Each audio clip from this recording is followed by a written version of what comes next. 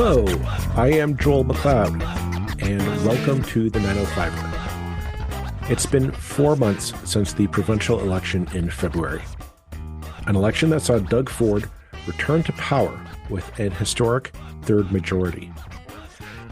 The opposition parties were left with picking up the pieces of the result. The NDP are still in official opposition position, with Marit Stiles securing her position as leader. For the Ontario Liberals, however, returning to the third place status in the legislature is not sitting well with some of the grassroots. When she was elected as leader, Bonnie Crombie promised a return to power, claiming that she could take down Doug Ford and bring the Ontario Liberals back to government. While the Ontario Liberals gained a bigger share of the popular vote and gained official party status in the legislature, Bonnie Crombie failed to secure her seat, or any seat in the 905 for that matter. For many in the party, this wasn't a sign of a comeback, but more of a sign of a failure of leadership. A group of Ontario Liberals calling themselves the New Leaf Liberals are organizing to defeat Bonnie Crombie in her upcoming leadership review this September at the party's AGM.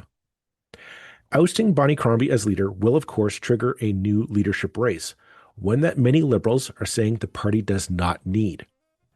Well, to learn about this Liberal rebellion, I invited on one of the organizers of the New Leaf Liberals, Nathaniel Arfin.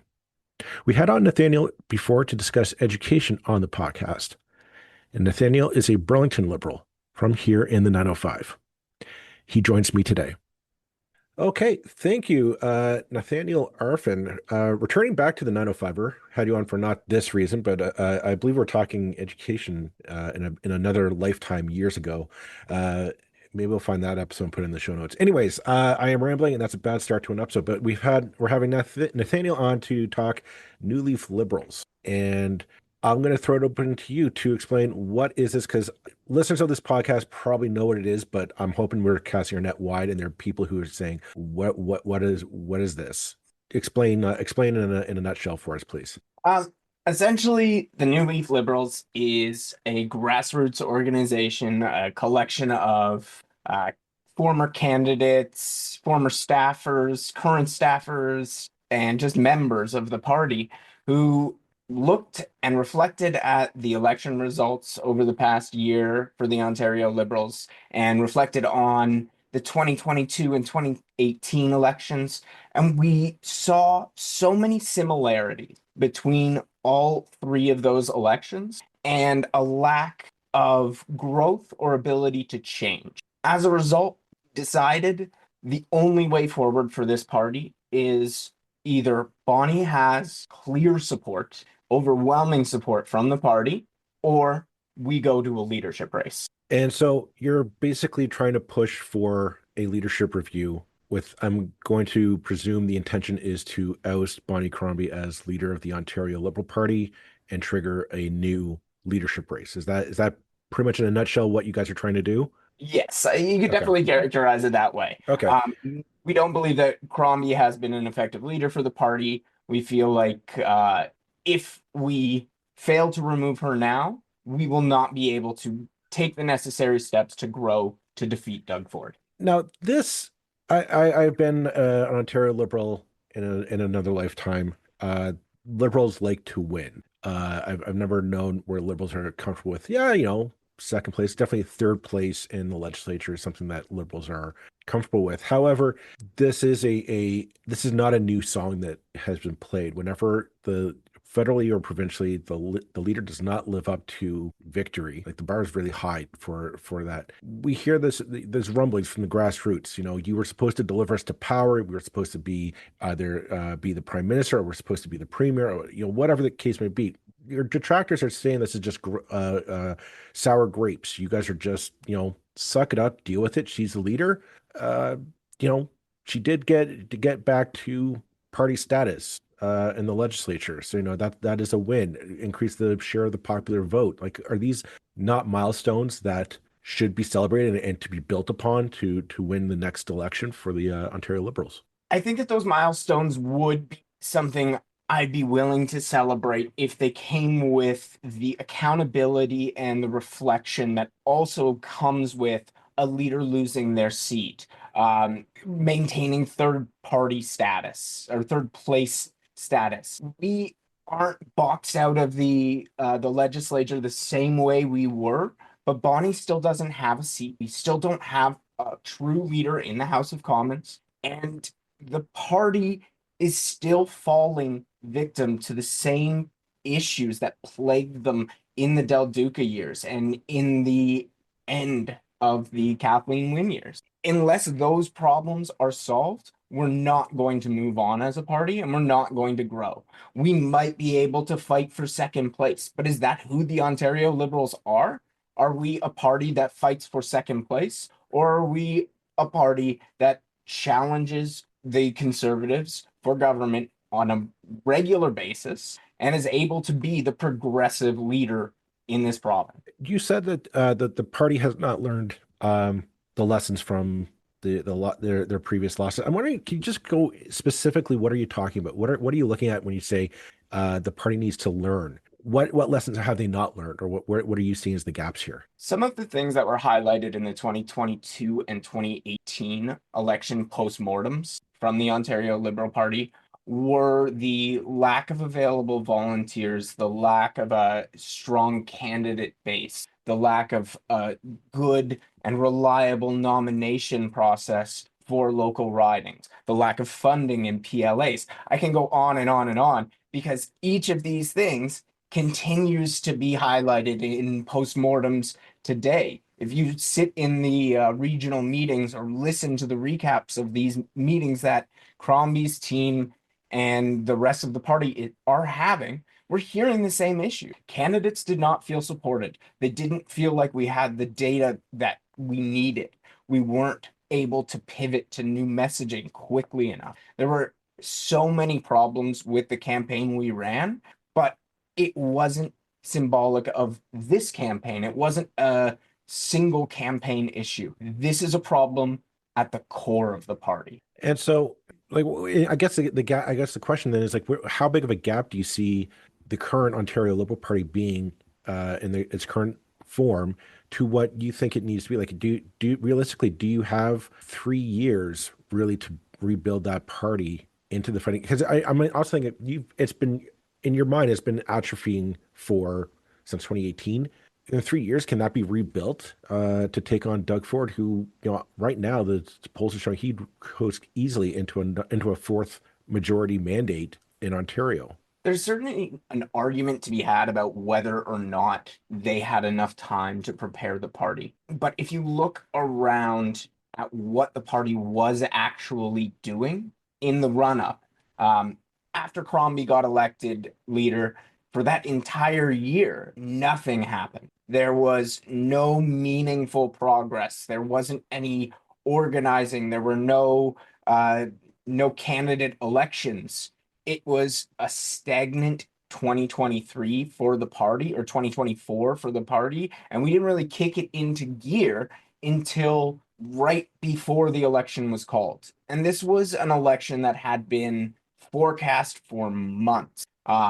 Anyone who was paying attention to any level of politics in the summer and fall of 2024 knew that early 2025 election was coming, if it wasn't coming at the end of 2024. So that's another big issue that we're seeing is the party is saying, oh, how could we have known? Doug called a snap election. I'm sorry, those kinds of excuses, they just don't resonate, and they show a lack of accountability. Well, I will agree with you on that, because we did 2 episodes on that on the rumors of a snap election being Yeah, called you guys were one of the first. for February. We're had the episode talking about it was most likely like a February-March election time window to be called. So yeah, I'll agree with you on that one. I don't buy we never saw it coming, like everybody said. The elephant in the room, let's just get into this one, is that you guys are a mask for Nate Erskine-Smith to come into the provincial theater and come in and stage a comeback because out of his loss back in loss to Bonnie Crombie. What do you say to that? Is there truth to that? Is that the game plan here How do you respond to those allegations? There's no master plan here, at least as far as I'm concerned. When I started organizing this, Nate was still the housing minister, Hmm. and I expected him to continue to be the housing minister. My plans didn't change as a result of Nate's situation. If he decides to run, that's fantastic. I'll see about supporting him. But what we as an organization want is growth in the Ontario Liberal parties beyond whoever the next leader might be. I like Nate and I've worked with him. A lot of the signatures you're going to see out of the outset are going to be Nate names because I'm one of the central organizers and I'm going to ask my friends to sign it and the Hmm. people that I've worked with to sign it. And a lot of them are Nate people. But as we continue to grow, we're getting more signatures from outside of our bubble because people are invested in a stronger Ontario Liberal Party. I will say one of our main organizers, Evan Sambasavim, is was one of he worked on Ted's campaign. He was not a Okay. Nate supporter. We have a diverse team. We have supporters from Bonnie's camp, people who worked on her campaign. We have people who worked on Adol's campaign. We have people who worked on Yasser's campaign. This isn't about who the next leader is. It's about making sure the party acknowledges that there is more work to be done beyond the leader. Bonnie Crombie has failed to make that kind of work a priority, to make the rebuilding and the regrowth a priority. And there can be no accepting that.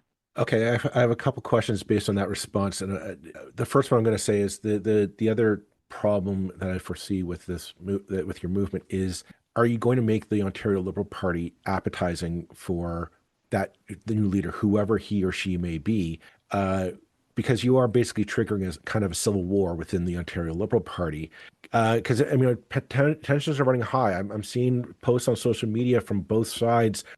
People wanting to remove Bonnie, people saying, no, we can't, we have to hunker down and rebuild, and we can't, a costly leadership campaign is the last thing we need in the party. And I'm wondering, like, how far are you willing to go with this? Do you make it unappetizing for somebody who might have the credentials, might have the skills and the networking to kind of rebuild and maybe rebuild the Ontario Liberal Party into a 21st century political machine?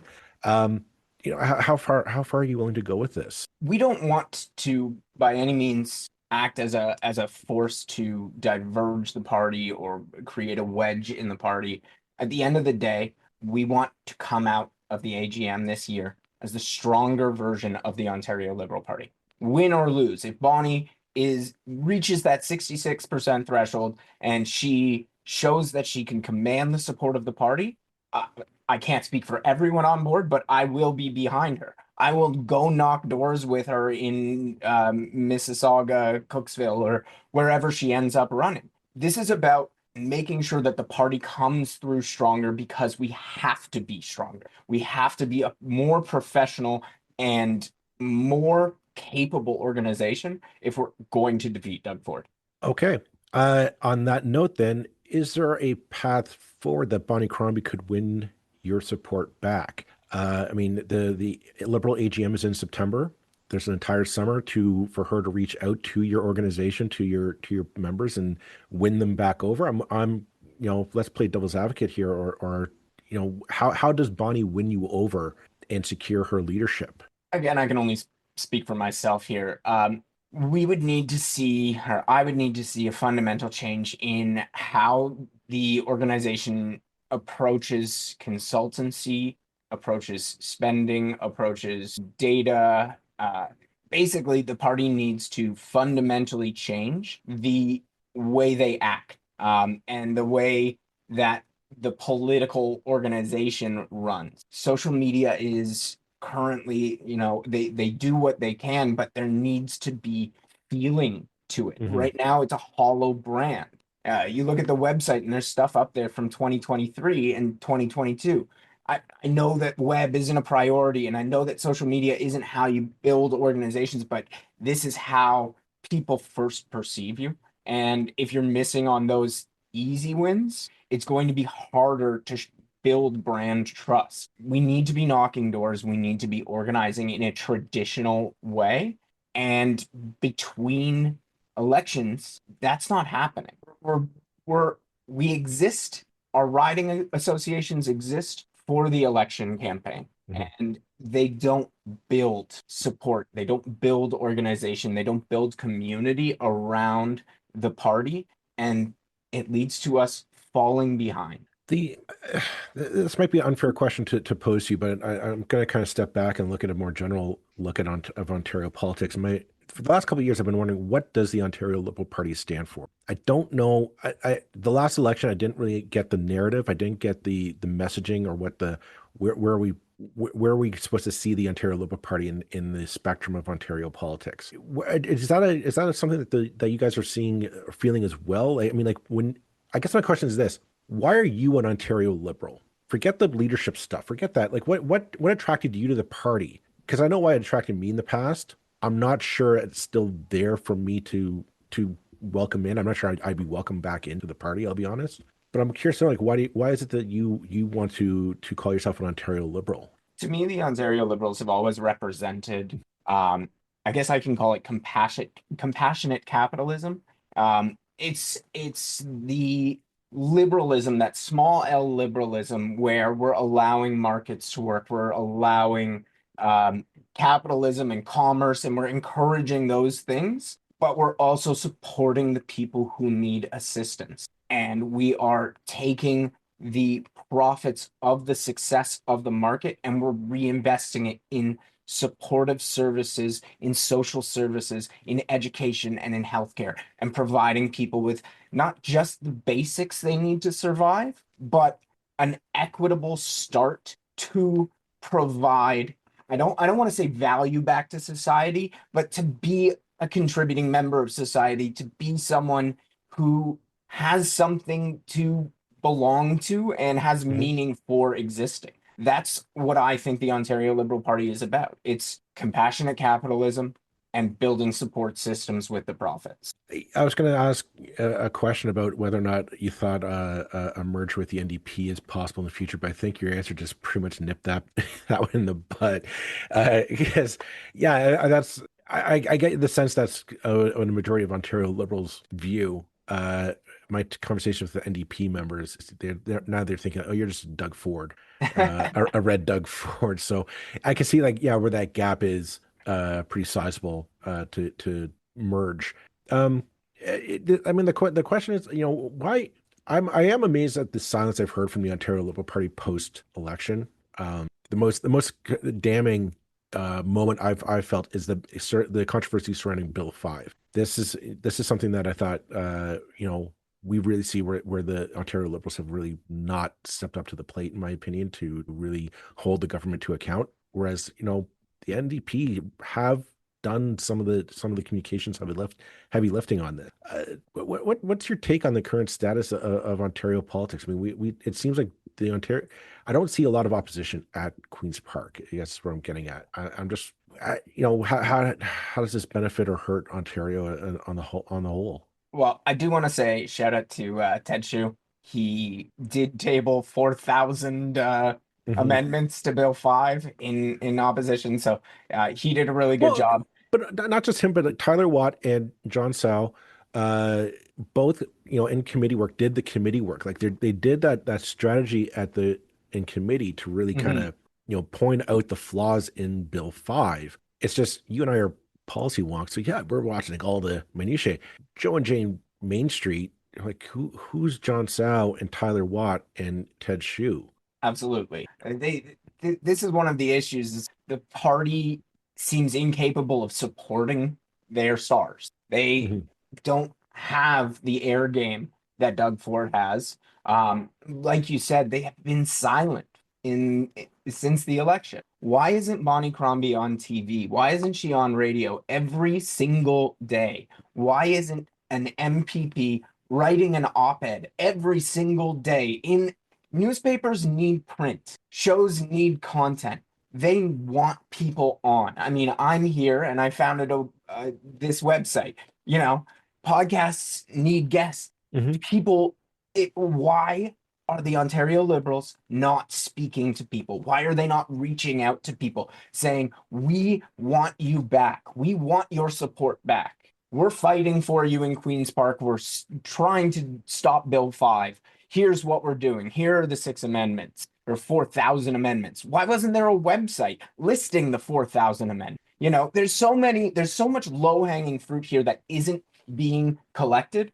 And it's incredibly frustrating to watch because it just requires a little bit of strategic thought and a little bit of effort. And these things make a difference. They do. And these are things I mean, for the record, if Bonnie Crombie herself wants to come on and refute this episode, I'd be more than happy to have her in front of the microphone. I have had her on before. The offer is out there. If anybody in the Ontario Liberal Party upper brass wants to come on, I'm going to clarify that. I don't want anyone in the upper brass. I want Bonnie Crombie, because she's the leader. I don't. Yeah, I mean, that's the thing is politics. It's all about communications. You have to be able to communicate your message using the tools of the day. And right now, I mean, you have podcasts, social media, like there's a million different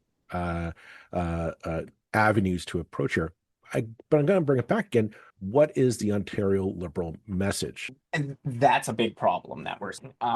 One of the big contentious issues in the previous session was the removal of safer supply and harm reduction measures. Mm-hmm. I'm sure you guys talked about it.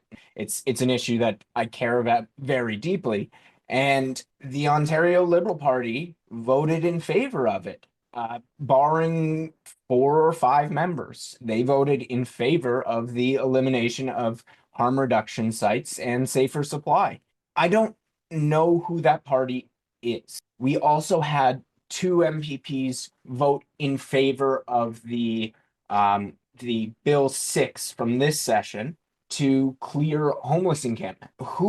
What Ontario Liberal Party is saying that we need to reduce the measures to save lives and we need to criminalize the homeless? That is a big problem for me. And that's one that I personally have.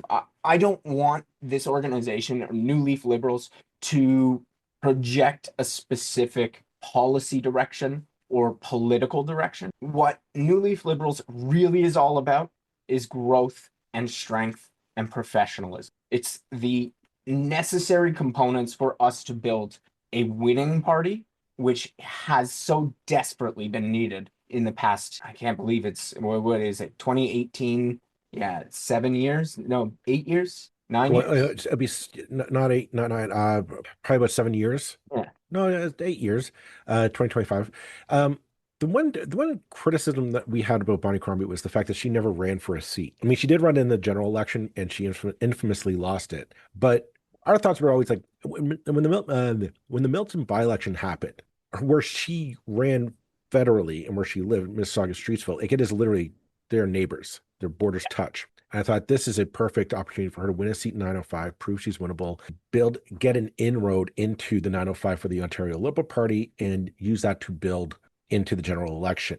The fact that she didn't run at all, I thought there are people saying, "Oh no, she need to go out and tour the province." I think in hindsight, it proves that it was a catastrophic strategic error on her part and the party's part. And I'll stand by that one. Right now, there's no by-election scheduled in Ontario between now and September. Say September, she goes back. She does win the leadership review in the fall. How important do you think it'd be for her to immediately, wherever a by-election pops up in the next 4 years, no matter where it is in the province, she has to run in it to win that seat to get into the legislature? Yes. I don't care if it's North Bay.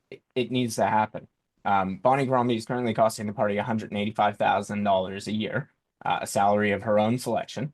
And that is the case because she doesn't have a seat. These are funds we don't have. The fundraising is non-existent at the moment. So yeah, she needs to get a seat as quickly as possible. Absolutely. And that being said, where's the easiest place for her to run and get that seat?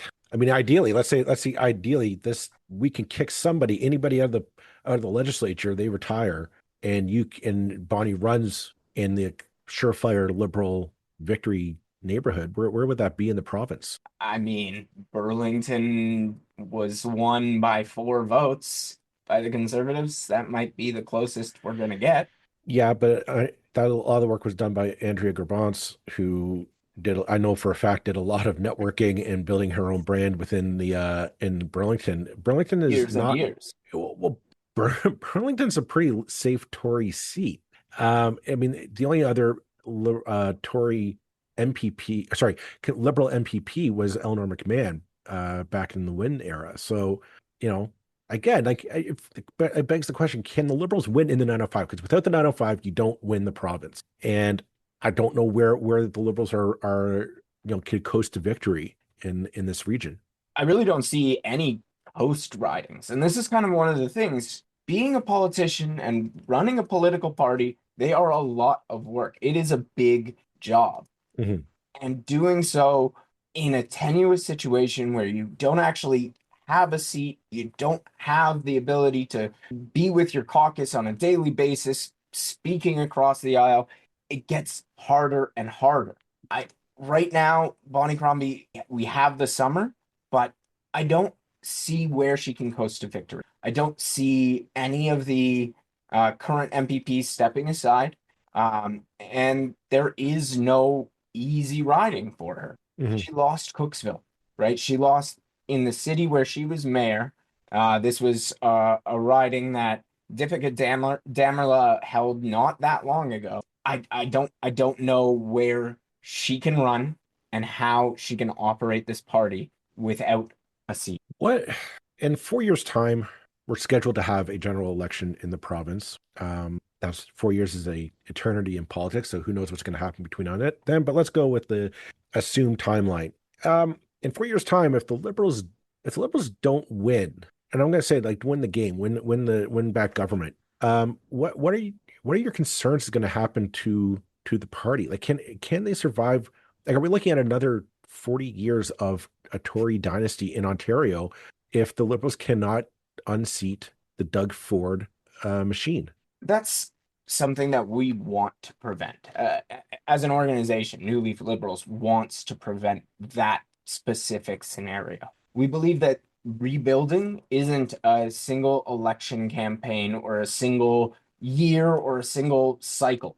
It is a constant process. It is always knocking doors, always finding ways to get into community events, always making phone calls, inviting people into the organization so that if someone's even thinking about it, you're at their door. We need to be working all the time. And that doesn't just mean a visit to the PLA, that means organization, top to bottom, structural change so that there are things happening at all times and the party knows what's happening and can step in to accelerate things if they notice changes, if they notice a riding is heating up, or if they notice that some candidate in a municipal election did a great job and they think about supporting them. We can find new paths to growth and new paths to success by being around, just by existing Mhm. for the 3 years in between campaign cycles. Well, the one benefit, and you got to give Doug Ford credit on this, is that he has built an Ontario PC tent like Ford Fest. I was posting on social media that the last Ford Fest that he had just a few weeks ago, turnout was massive. It was clear his brand is still very strong in his wheelhouse, and he's built how he worked to get big business as well as massive union support all in the same tent astounds me. And well, it does. I mean, that is a genuine political win on Doug Ford. No matter what way you look at it, you have to give the man credit. He has built that tent, and it's strong. It's not flimsy.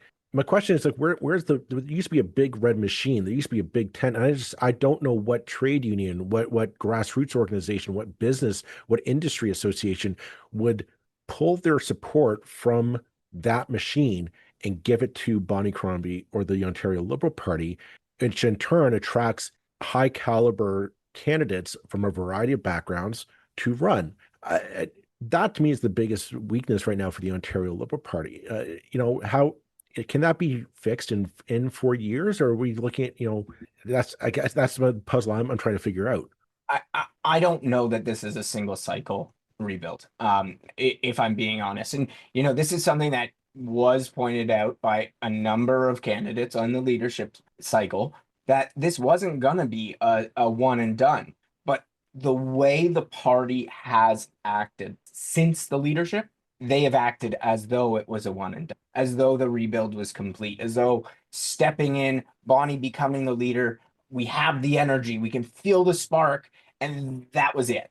And that after that, there was no real outreach. There was no attempt to build bridges between the camps, the various disparate groups who supported different leaders. And when you win by 4%, it's kind of hard to justify not extending an olive branch and not trying to organize in a way that brings people in. Well, it was kind of telling when, at the time, if you flash back, that Nate Erskine-Smith and Yasser Naqvi were not lured from federal politics. Because at that time, it was when Justin Trudeau was still a leader, and everybody thought, well, that's going to be a shellacking federally. I thought that's the time to lure them down provincially and say, we'll find a spot for you to run provincially. The fact that didn't happen, I thought was a bit of a failure. That being said, what are the plans then for the New Leaf Liberals over the summer? What are we expecting to see from you guys over the summer? So we are going to be having a couple events coming up. One in the east end of Toronto, one in Ottawa so far. We'll be getting the details about those up on the website, newleafliberals.com. And we will be continuing to organize. The signatures that are on the site, we're currently just under 200, but that's not all we're doing. We want to find Liberals who have similar ideas to us, and we want to hear from them. Because, like I said, this is about growing the party. This is about building something that can beat Doug Ford. That has to be our objective. That has to be our focus. Building something stronger that represents the Liberal Party and what we can be. All right. Well, I will leave it at that for this episode. Thank you very much, Nathaniel Arfin from the New Leaf Liberals, for talking about change in the Ontario Liberal. Hi, it's Ashley and Jess with Wellness Reality Check. We are two health practitioners, moms, and best friends trying to navigate the world of holistic health in a balanced, productive way that brings health to our lives instead of dogmatic extremes. We'll be breaking down health trends, interviewing your favorite health influencers, and always keeping it real. We hope this podcast brings listeners back down to earth, providing a dose of reality in the often idealized world of health and wellness. Wellness Reality Check. Follow the show now on Apple Podcasts, Spotify, or at wellnessrealitycheck.com. Hi, I'm Marianne Weisenthal, host of the LifeSpeak podcast, a show where we dive into real conversations about mental health, resilience, and navigating life's everyday challenges. Each episode, I sit down with leading experts in health, work, and wellness to unpack big topics like burnout, parenting, leadership, anxiety, and personal growth. My guests share their own stories of struggle and resilience, and together we keep it honest, relatable, and practical. Whether you're looking for fresh perspectives or just a moment to feel seen and supported, you'll find it on the LifeSpeak podcast. Party, thank you very much for coming on. Thanks for having me.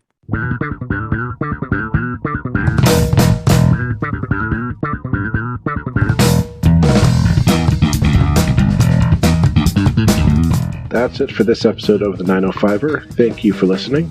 As always, you can send us your feedback, thoughts, and concerns or ideas for future episodes to our email, info@905er.ca. We'd love to hear from you. You can help us keep the 905er going by financially supporting us through Patreon as well as PayPal. Visit us at 905er.ca and click on the support tab.